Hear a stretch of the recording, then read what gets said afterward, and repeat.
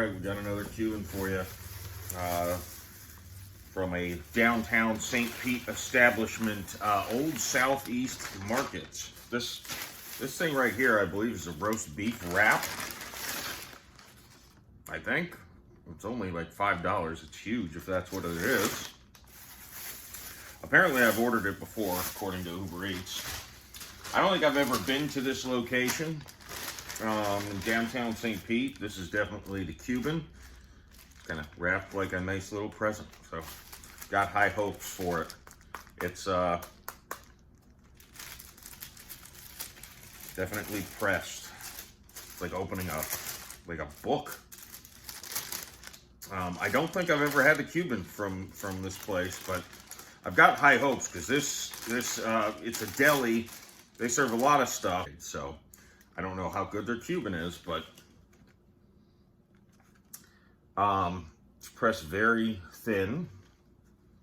It does have ham, salami, pork, pickles, and they in another place had a thing they refer to as Cuban sauce. I've seen this at a few places.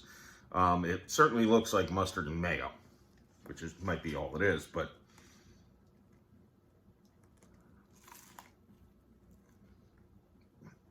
this is good.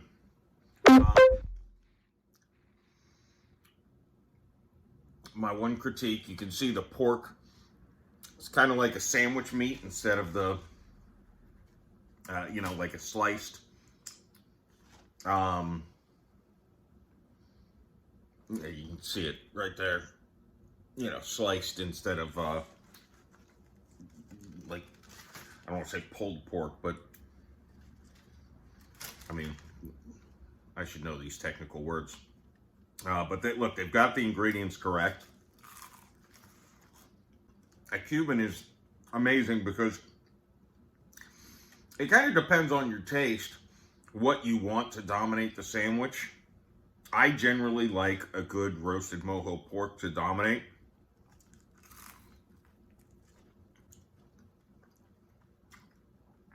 This thing really shares the stage of all the ingredients. I can taste the salami. I can taste the mustard.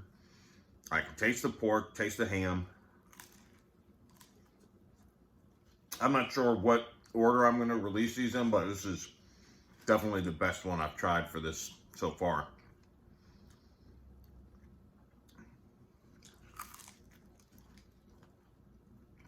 And to be clear, this is not a Cuban restaurant.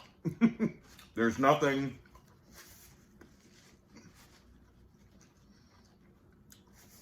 else on the menu, I think, remotely Cuban. I think it's described more as a deli or a market. So I'm impressed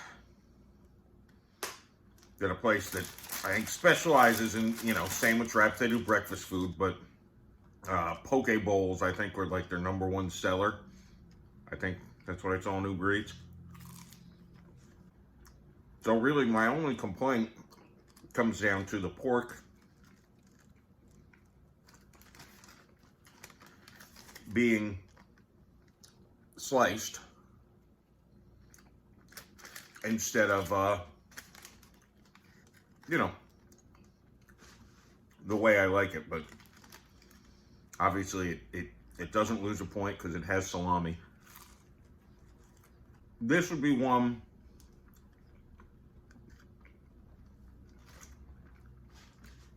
someone just getting into eating Cubans.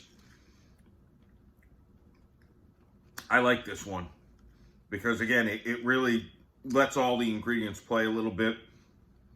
I like the pork a little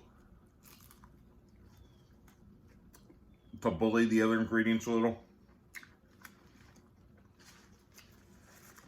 I'm going to give this a 7.2, which is pretty damn high, I would say. It's certainly... And I know that this sandwich was under $10 too.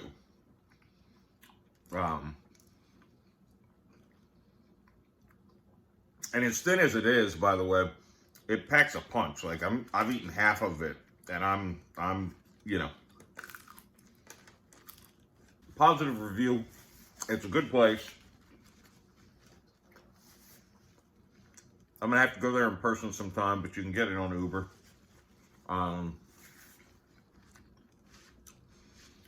Yeah, again, I'll mention this one more time. This thing is an add-on item.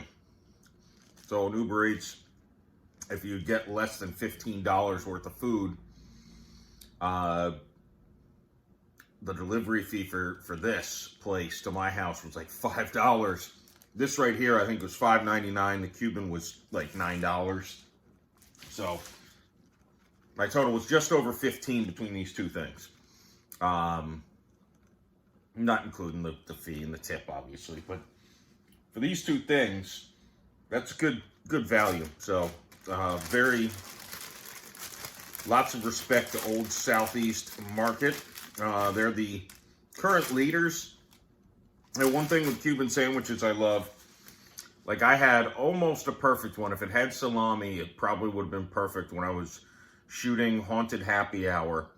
And the PA came by and asked what I wanted. And I said, oh, if there's a Cuban on the menu, get it for me. I'll take that. So I don't know what restaurant it was. It was almost perfect. But that's kind of how it's like living here. You don't necessarily even know where the food's coming from. When Cuban sandwiches, you eat them, you know, and that's why I'm doing this. I'm hunting for that. I mean, hey, if that restaurant just added salami to their Cuban, that might be like a 9.5, a 10. We'll find it eventually, I'm sure. All right, well, hit subscribe. Come back for more Cubans.